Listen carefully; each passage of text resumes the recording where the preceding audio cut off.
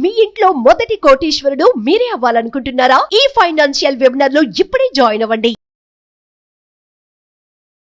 ఒక్కటి చెప్పండి ప్రియా చౌదరి గారు, మీ కెరియర్ మొత్తంలో మిమ్మల్ని బాగా బాధించినటువంటి చాలా మందిని మీరు కౌన్సిలింగ్ చేశారు, కొన్ని వందల వేల మందిని. అంటే అమ్మో ఇలా జరిగిందా అని మీరు బాగా, అసలు అఫ్ కోర్స్ చాలా నిద్రలేని రాత్రులు మీరు గడుపుంటారు వీళ్ళ కౌన్సిలింగ్ లో. అలా బాగా బాధించి మీరు చాలా కాలం పాటు మర్చిపోలేని ఘటన ఏదన్నా ఉంటే చెప్పండి. చాలా ఉన్నాయి. ఒకటి చాలా అని ఉన్నాయా? చెప్పలేను అసలు. తర్వాత ఏంటి అనంటే మెడిటేషన్ లో ఒక హీలింగ్ చేసుకునేది ఏంటి అనంటే, అది భరించలేక నాకు ప్రెషర్ ఎక్కువైపోయి ఒక కేసు అయిపోయిన తర్వాత ఇంకా ఆ కేసు నా బ్రెయిన్ లోకి రాకూడదు అనేటటువంటిది ఒక హీలింగ్ ఉంటుంది. అవునా? ఆ హీలింగ్ చేసుకుంటూ కాస్త మెల్లమెల్లగా నేను వాటన్నిటి నుంచి బయటికి రావడం అనేది జరిగింది. ఒక్క కేసు అని లేదమ్మా, ఎన్నో కేసులు, అసలు చెప్పలేను. ఒకటి అని కాదు, మచ్చుకని చెప్పడానికి కూడా లేదు. నంబర్ ఆఫ్ కేసెస్ ఉన్నాయి. అతి అరివీర భయంకరమైనటువంటి టార్చర్లు పడినటువంటి కేసెస్. అలాగే మగవాళ్ళ వల్ల ఇబ్బంది పడి నరకాన్ని చవి చూసినటువంటి ఆడవాళ్ళు. ఒక మహిళ మాట్లాడిన మాట అయితే యుఎస్ లో ఉంటది, తను ఇప్పటికీ మర్చిపోలేను. 30 ఏళ్ళు కాపురం చేసింది భర్తతోటి. ఆమె అతనికంటే ఎక్కువ సంపాదిస్తుంది. సంవత్సరానికి దగ్గర దగ్గర 1.5 crore పైన సంపాదిస్తుంది. మార్కెట్కి వెళ్ళాలన్నా కూడా డబ్బులు భర్త నుంచే తీసుకోవాలి. ఆమెకు వచ్చేటటువంటి ప్రతి పైసా కూడా భర్త అకౌంట్ కే వెళ్తుంది. ఏం చేస్తాడో భర్త తెలియదు. అదేలాంటి శాలరీ అకౌంట్ లో కదా పడాలి. అకౌంట్ లో పడుతుంది, పడగానే అటు ట్రాన్స్ఫర్ అయిపోతుంది. అంటే భర్తకి ఇచ్చేస్తుంది, నాకొద్దు, నా భర్తే అనేసి. 30 సంవత్సరాల తర్వాత తను రియలైజ్ అయ్యింది ఏంటి అంటే, అసలు తన పరిస్థితి ఏంటి అని అంటే, తన బిడ్డ ఒక ఆడపిల్ల ఉంది తనకి. ఆ బిడ్డను పట్టించుకోదు. ఆ పిల్ల చదువు ఇది మొత్తం ఏమే చూసుకుంది. అతనికి ఎంతసేపు ఏంటి అంటే, వాళ్ళ పేరెంట్స్ అలాగే అతనికి ఉన్నటువంటి, అసలు ఎట్లా అంటే ఒక భార్యని గాని దగ్గరికి తీసుకోవడం కానీ, ఆమె 30 ఏళ్ల జీవితంలో సంసార జీవితానికి దూరమై 20 ఏళ్ళు అయింది, 25 ఏళ్ళు అయింది. ఇలాంటి మహిళలు ఎంతమంది ఉన్నారో తెలుసా? 25 ఏళ్లలో ఎప్పుడూ కూడా ఇది నాకు లేదు కదా. తర్వాత అతను కుక్కల్ని బాగా ప్రేమిస్తాడు, కుక్కల్ని తెచ్చిపెడతాడు, కుక్కల చాకరీ మొత్తం ఈవిడ చేయాలి. కుక్కకి జ్వరం వస్తే పరిగెడతాడు, కుక్కకి జ్వరం తగ్గేదాకా కుక్క పక్కనే పడుకుంటాడు తప్ప, ఈమె బెడ్ రిడన్ అయినా కూడా టాబ్లెట్ కూడా తెచ్చివ్వడు. అదేంటి అసలు? అదేంటి అనంటే ఉన్నారమ్మా, అలాంటి రాక్షసులు ఉన్నారు. మరి అంత కుక్క పట్ల ఉన్న కనీసం ప్రేమ కూడా భార్య పట్ల లేదు, ఉండదు. చాలా మంది దరిద్రులు ఎంతో మంది ఉన్నారు అలాంటి వాళ్ళు. ఆమె ఒక మాట మాట్లాడి, మేడం, భార్యాభర్తల బంధం అంటే ఏంటో మర్చిపోయాను మేడం, సంసార సుఖం అంటే ఏంటో మర్చిపోయాను మేడం, అసలు నేను ఒక భార్యనన్న సంగతి మర్చిపోయాను మేడం, అసలు నాకు ఏడుపు అనేటటువంటిది ఒకటి ఉంటదన్న సంగతే మర్చిపోయాను.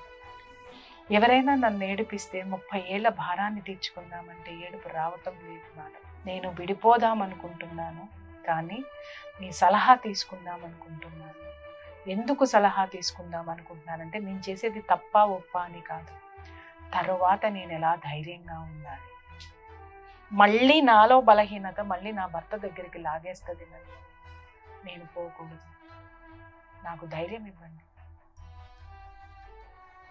అలా నా దగ్గరికి వచ్చి కౌన్సిలింగ్ తీసుకోమని ఎవరు చెప్పారు ఆవిడకి అని అంటే, వాళ్ళ కూతురు చెప్పారు. అమ్మా, నువ్వు బయటకు వస్తే మళ్ళీ అక్కడికి వెళ్తావు, మళ్ళీ ఇదే టార్చర్ పడతావు, ఒక్కసారి ఆవిడ సలహా తీసుకో అని చెప్పేసి వాళ్ళ కూతురు సజెస్ట్ చేస్తే ఆవిడ నన్ను కన్సల్ట్ అయ్యి, షీఈస్ వెల్ ఎడ్యుకేటెడ్. మరి అంత సంపాదిస్తున్నారంటే తర్వాత ఆమెను మాట్లాడిస్తూ అలా అలా అలా అలా ఆవిడని ఏడిపించేశాను. కనీసం దాదాపు 15 minutes పైన ఏడ్చింది ఆవిడ. వెక్కి వెక్కి వెక్కి వెక్కి వెక్కి వెక్కి మొత్తం లోపల ఉన్నదంతా బయటికి కాకిచ్చేసి, తర్వాత అప్పుడు మళ్ళీ ఆవిడలో నింపి, అది నీ ఇష్టం అమ్మా, నీ జీవితము, బలహీనత ఉండకూడదు మనిషిలో, ఆత్మీయత, ప్రేమ ఉండాలి. ప్రేమ, ధర్మం అంటే ఏంటి అనంటే, నువ్వెలా ఉంటావో నేను అలా ఉండడం. ఆయన నీ పట్ల ధర్మంగా, భార్య అనే భర్తనేగా ధర్మంగా ఉంటే మీరు ఉండండి, లేదంటారా మీ పాప ఉన్నది, మీ పాప దగ్గరికి వెళ్ళండి. అది వద్దు, భగవంతుడు ఉన్నాడు, ఆ సేవలో ఉండండి. అంతకు మించిన ప్రేమని పంచేటటువంటి పరమాత్ముడికి మించిన ప్రేమ ఈ ప్రపంచంలో ఏదీ లేదు. విశ్వం ఇచ్చేటటువంటి ప్రేమని అందుకోవడానికి సిద్ధంగా ఉండండి అని ఆవిడకి కొంత కౌన్సిలింగ్ ఇచ్చి కొంత మెడిటేషన్ క్లాసెస్కి అటెండ్ చేస్తే now she is very well alone గా ఉంది ఇప్పుడు అలోన్ గా ఉంది. ఆవిడ ఇప్పుడు అక్కడ కౌన్సిలింగ్స్ ఇస్తుంది. వావ్ సూపర్ కదా అసలు. ఇది మీకు బాగా సాటిస్ఫాక్షన్ ఇచ్చింది అనుకుంటా. ఎగ్జాక్ట్లీ. అసలు అంటే సంవత్సరానికి 1.5 కోటి సంపాదిస్తున్న ఆవిడ 30 ఏళ్ళు తన దగ్గర ఇంట్లో నుంచి బయటికి వెళ్ళిపోవడానికి అమ్మాయి దగ్గర పైసా లేదు. అది నన్ను బాధించింది. తల్లిదండ్రులు ఇచ్చిన ఆస్తులు రాసిచ్చడం కాదమ్మా, తన సంపాదన, తన కష్టపడి గొడ్డు చాకిరీ చేసి సంపాదనలో బయటికి వెళ్ళడానికి డబ్బు లేకపోతే బిడ్డ ఇచ్చింది. ఓ అప్పుడు చెప్పు మళ్ళీ స్టార్ట్ చేయమ్మా లైఫ్. మళ్ళీ జాబ్ లో జాయిన్ అయింది. మళ్ళీ షీస్ వెరీ హ్యాపీ. అంటే తను ఎప్పుడు కూడా మనిషి తనను తాను మార్చుకున్నప్పుడే మన జీవితం మారుతుంది. ఎదుటివాడు మారడమ్మా, మారనప్పుడు మనం మారాలి.